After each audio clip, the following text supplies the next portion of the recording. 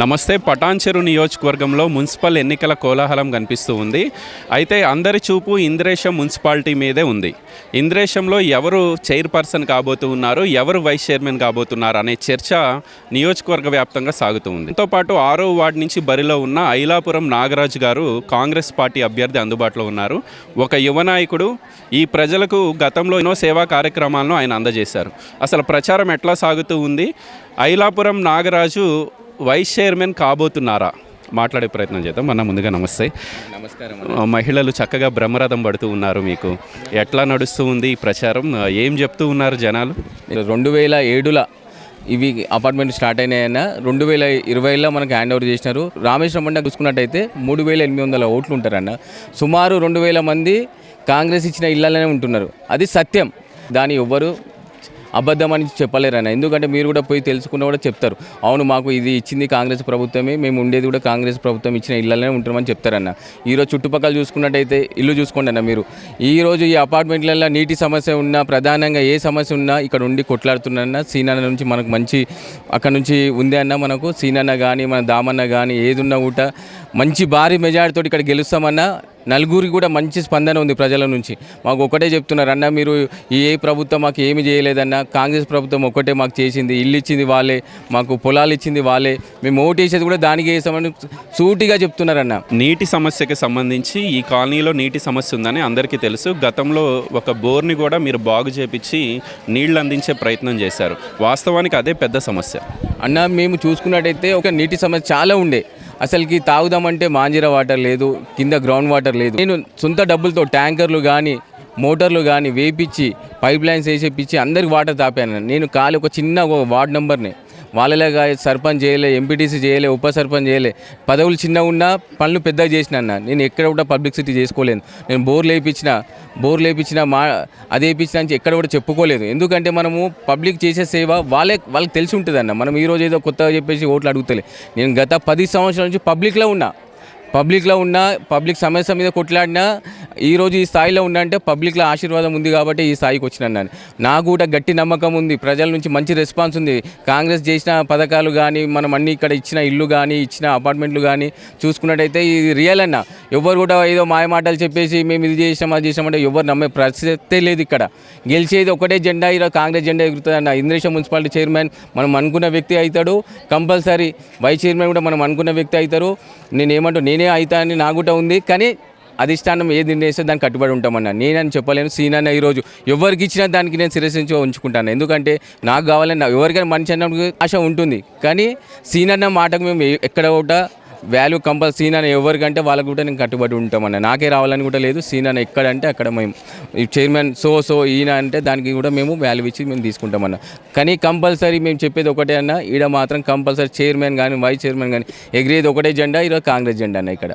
And Nagaraju గారు, సందర్భం వచ్చింది కాబట్టి కొన్ని విషయాలు వాస్తవాలు మాట్లాడుకోవాల్సిన అవసరం ఉంది. అది ప్రజలకు కూడా తెలియాల్సిన అవసరం ఉంది. ఇప్పుడు ఏవైతే ఈ సింగిల్ బెడ్రూమ్ హౌసెస్ దగ్గర మనం మాట్లాడుతూ ఉన్నామో వీకర్ సెక్షన్ కాలనీలో, ఇక్కడ చాలా ఇళ్ళు ఖాళీ ఉన్నాయి. సరే, గత ఇందిరమ్మ ప్రభుత్వమే ఇచ్చినప్పటికీ ఇందులో ఏదో గందరగోళం జరిగింది.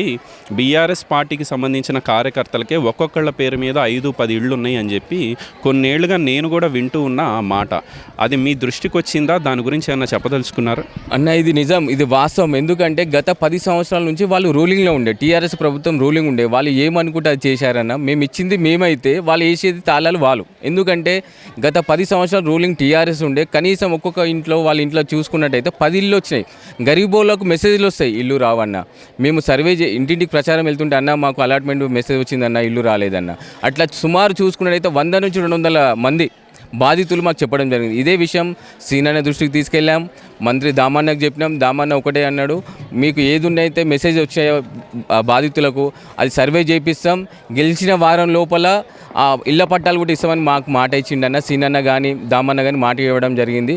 దీనికి మేము కట్టుబడి ఉన్నాం. ఆ రౌడీ లాగా చేస్తున్నారు. ఇప్పటికైనా వాళ్ళు ఏం చేస్తున్నారంటేనా, మీరు గమనించినట్టయితే ఇల్లు ఎవరియో మీరు పోయి ఉండిపోండి నేను ఇచ్చేసా అని చెప్పడం జరుగుతుంది.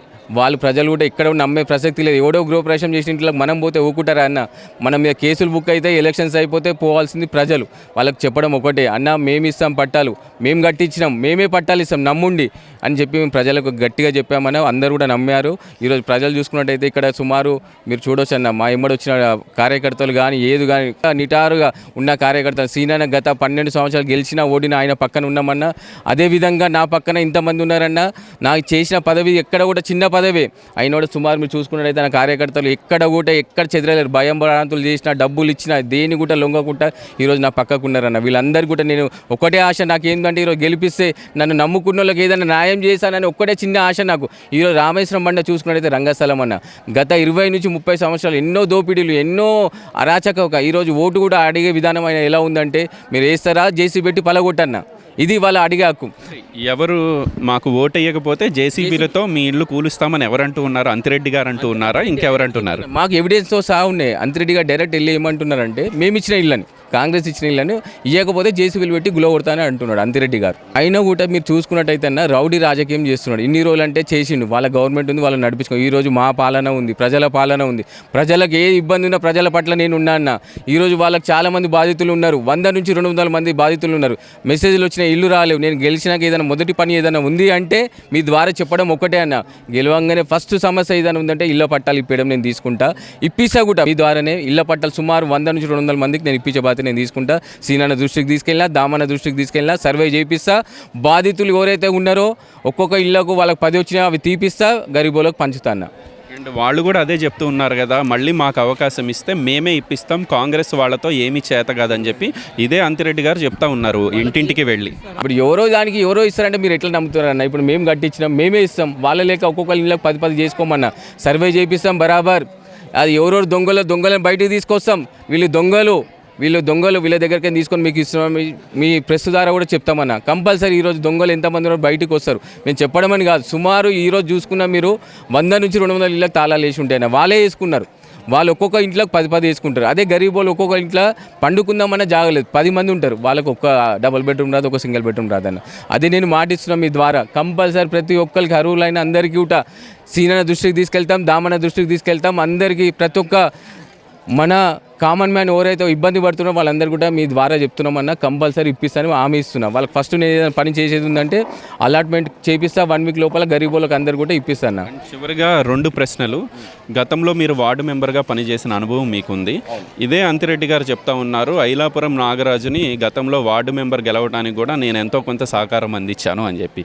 అప్పుడు వార్డు మెంబర్గా మీకు సహకారం ఆయన అందించాడా, లేకపోతే మీ ప్రజలు మీకు ఓట్లేసి గెలిపించారు? ఈరోజు మీరు చూసుకున్నట్టయితే రామేశ్వర బండ వెళ్ళండి, ఈరోజు నాగరాజు అంటోడు ఎవరైనా స్టాండ్ తీసుకొని గెలిచాడా లేకపోతే నాగరాజు ముఖం మీద గెలిచారా మీరు అడగండి. ప్రతి ఒక్కరు నేను చెప్పడం అంటే నేను స్వార్థమవుతాం. ఆయనలాగా చిల్లర రాజకీయం నేను చేయను. ఎందుకంటే ఈరోజు నాకు అపోజిట్, ఈరోజు నాకు తెలివి వచ్చిన సంది ఎవరైనా ప్రతిపక్షం ఉందంటే ఆయన సపోర్ట్ తీసుకొని గెలుస్తా అంటే మీరు ఎలా వాళ్ళకి నమ్ముతారన్న? మీరు అది ఒక చిన్న ఆలోచన చేయండి. ఇప్పుడు నేను గెలిచింది ప్రజల దీవెనతో గెలిచిన. నాకు వేసిన ఓటర్లు కూడా ఎలా అంటే, కౌంటింగ్ స్టార్ట్ అయిన 6:30కి నాకు ఎంతమంది ఓటర్స్ నా ఎంబడి వచ్చి డైరెక్ట్ ఓటేశారు. ఎవ్వరు కూడా ఎక్కడ కూడా వేయరు. నాకు ఎంతమంది సపోర్ట్ చేశారో 6:30కి మార్నింగ్ నా ఎంబడి అందరూ ఓటు వేయడానికి నా ఎంబడి లైవ్గా అందరూ చేస్తే ఊర్లో ఒకటే అన్నారు, అన్న ఎంబడి చూడండి ఎంత నిటారుగా ఉన్నారు కార్యకర్తలు, స్ట్రైట్గా అందరూ కాదని అన్నంబడి వచ్చి ఓటు డైరెక్ట్గా నా ఎంబడి ఓటు వేశారన్న. అది ప్రతి ఒక్క ఊర్లో తెలుసు. ఈరోజు ఆయన ఏదో చిల్లర రాజకీయాలు, చిల్లర మాటలు వాటికి మేము స్పందించడం కూడా టైం వేస్ట్ అన్న ఆయన మాట. చివరిగా సుదీర్ఘ రాజకీయ అనుభవం అటు పక్కన ఉంది. 25 ఏళ్లుగా ఓటమి ఎరగలేదు నేను, ఇప్పుడు కౌన్సిలర్గా కూడా నేనే గెలవబోతున్నాను అని చెప్పి ఆయన ప్రచారం చేసుకుంటూ ఉన్నారు. ఏమన్నా భయం అనేది కనపడతా ఉందా ఎక్కడో నాగరాజు గుండెల్లో? అన్న నేను చిన్న ఎగ్జాంపుల్, నాకు ఎవరైనా ఉన్నారంటే మనకు రేవంత్ రెడ్డిని తీసుకోండి అన్న. ఈరోజు ఆయనకైనా సీనియారిటీ ఎంతోమంది ఉన్నారు పార్టీలో. ఈరోజు సీఎం కాలేడా అన్న? చెప్పండి, కాలేడా? ఎప్పటి నుంచో పార్టీకి పనిచేసినారు. ఈరోజు గుర్తింపు రేవంత్ అన్నకి ఎందుకు వచ్చిందన్న? ఏజ్లో చిన్నగా అయినా ఈరోజు సీఎం ఎందుకు అయిందన్న? గుర్తుపట్టండి అన్న, ఎవరైనా ప్రజల పక్షాన ఉంటే ఈ రోజు కాకుండా రేపైనా లీడర్ అవుతారు. ఒక రోజు ముందు వెనుక వయసుతోటి సంబంధం లేదు. రాజకీయం మనకు చేయాలని ఇక్కడ ఉండాలన్న. ఏదో మన వయసుతోటి 20 సంవత్సరాలు 30 సంవత్సరాలు బచ్చగాడు వీడని చెప్పి కాదన్న. ఈరోజు రేవంత్ రెడ్డి మాకు స్ఫూర్తి అన్న. ఈరోజు స్పోర్ట్స్లో కావచ్చు, యువతకు కావచ్చు, ఏది ఉన్నా చూసుకున్నట్టయితే మాకు రేవంత్ రెడ్డి ఒక ఆదర్శం అన్న. మాకు ఆయనలాగా నాగరాజు ఏం చేస్తాడో ఏంటంటే అనుభవం తక్కువ ఉండొచ్చు అన్న. మనం షార్ట్ టర్మ్లో మనం ఎంత పబ్లిక్ ఏం చేసాం, మనం పబ్లిక్ ఈరోజు 10 మందిని అడిగితే నాగరాజు పర్వాలేదని ఒక ఇద్దరని అనాలన్న. ఈరోజు అదే మీరు అంతిరెడ్డి దగ్గరికి వెళ్ళి సర్వే చేపియండి. నాగరాజు పేరు తీసుకోండి, అంతిరెడ్డి పేరు తీసుకోండి. 30 సంవత్సరాలు ఆయన ఏం చేసిండు, ఈయన 10 సంవత్సరాలు ఈయన ఏం చేసిండు, ఎవరు బెస్ట్ అని మీరు సర్వే చేయండి అన్న. మీరే చెప్తారు అన్న, అది నిజమన్న మీరు చెప్పిందని అంటారన్న. ఫైనల్గా అటు దిక్కు ఎమ్మెల్యే గూడెం మహిపాల్ రెడ్డి సపోర్ట్ ఉంది అని చెప్పి అందరూ మాట్లాడుకుంటూ ఉన్నారు. ఆయన డైరెక్ట్గా ఎమ్మెల్యే ఫోటోలు పెట్టుకుని ప్రచారం చేస్తూ ఉన్నారు. వాళ్ళ నాయకులేమో ఎమ్మెల్యేకి మాకు సంబంధం లేదని చెప్పి, అది వాళ్ళ పార్టీ గోల్ అనుకోండి, ఎమ్మెల్యే ప్రభావం ఉండబోతుంది అని చెప్తా ఉన్నారు. ఎట్లా ఎదుర్కోబోతూ ఉన్నారు అన్న? నేను ఒకటే క్వశ్చన్కి ఒకటే ఆన్సర్ అన్న. ఈరోజు ఎమ్మెల్యే వాళ్ళు రూలింగ్ ఉన్నప్పుడే మేము ఇక్కడ సీనన్నకు లీడ్ ఇచ్చినామన్న.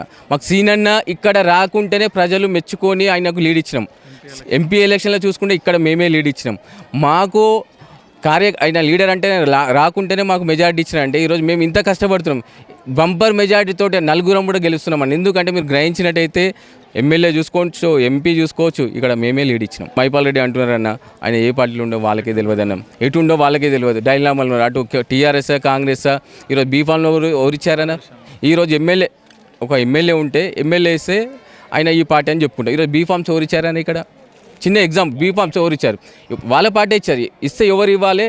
టీఆర్ఎస్ అయితేనేమో ఎమ్మెల్యే ఇవ్వాలి, కాంగ్రెస్ అయితేనేమో ఎమ్మెల్యే. ఈరోజు మా సీనన్న పార్టీ లేకున్నా ఇన్ఛార్జ్ ఉన్నాడు, మా అందరికి గర్వంగా బీఫామ్లు ఇచ్చిండన్న సీనన్న. ఈరోజు పదవి లేదు అయినా కూడా గర్వంగా ఆయనకు చెప్తా, తల ఎక్కడ కూడా ఇబ్బంది పెట్టినా ఆయనని పార్టీలకు ఎంతోమంది వచ్చినారు, ఆయన ఇబ్బంది పెట్టారు, అయినా కూడా ఎక్కడ కూడా కార్యకర్తల పక్షాన ఉన్నాడన్న. ఈరోజు బీఫామ్స్ మేము ఎంతమంది వచ్చినా ఆయన దగ్గరికి పెద్ద పెద్ద లీడర్లు వచ్చినారన్న, అయినా కూడా ఎక్కడ కూడా ప్రజల పట్ల అన్న మీరు లీడర్ ఎప్పుడైతారు, మీరు అన్న వీళ్ళని జాయిన్ చేసుకుని చాలామంది వెళ్ళారన్న. ఒకటే మాకు మాట చెప్పిండు, అన్న వాళ్ళని జాయిన్ చేసుకుంటే మీరు ఎప్పుడైతారు లీడర్లు, నా స్వార్థం కోసం నేను చేసుకుంటే కాదు, మీరు గెలిచినా ఓడినా మీరే కొట్లాడండి, ఇంద్రేశం మున్సిపాలిటీ మీరే లీడర్ కావాలన్న. ఈరోజు అక్కడ ఉన్న వాళ్ళే లీడర్లు, ఇక్కడ ఉన్న లీడర్లు వాళ్ళే, అది వద్దు మనకు. మీరు కష్టపడ్డారు, పార్టీకి కష్టపడ్డారు, మీరు కావాలి లీడర్లు అని సీనన్న చెప్పిండన్న మాకు. ఈరోజు సీనన్న గొప్పగా మేము చెప్పుకుంటాం. సీనన్న ఒక పోస్టు లేకున్నా మా అందరికి బీఫామ్లు ఇచ్చిండన్న, రూలింగ్లు ఉన్నాం. సీనన్న ప్రతి ఒక్క బీఫామ్ సీనన్న కానీ మదన్న కానీ మాకు అందరి నుంచి ఇద్దరి నుంచి మాకు మంచిగా ఉందన్న. మేము భారీ మెజార్టీతో గెలుస్తామన్న. ప్రజల నుంచి కూడా మాకు మంచి ఆశీస్సులు ఉన్నాయన్న. అండ్ 6, 7, 8, 9 వార్డుల నుంచి మీ అభ్యర్థులు బలంగా తిరుగుతున్నారు. ఒకసారి పరిచయం చేస్తారా? రఘునాయక్ గారు అందుబాటులో ఉన్నారు, ఒకసారి మాట్లాడే ప్రయత్నం చేద్దాం. మీ వార్డులో చాలా సమస్యలు ఉన్నాయి, మీరు నాగరాజు గారిని ముందు పెట్టుకుని వెళ్తూ ఉన్నారు కాబట్టి మీరు గెలిస్తే ప్రజలకు అందుబాటులో ఉండాల్సిన అవసరం ఉంది.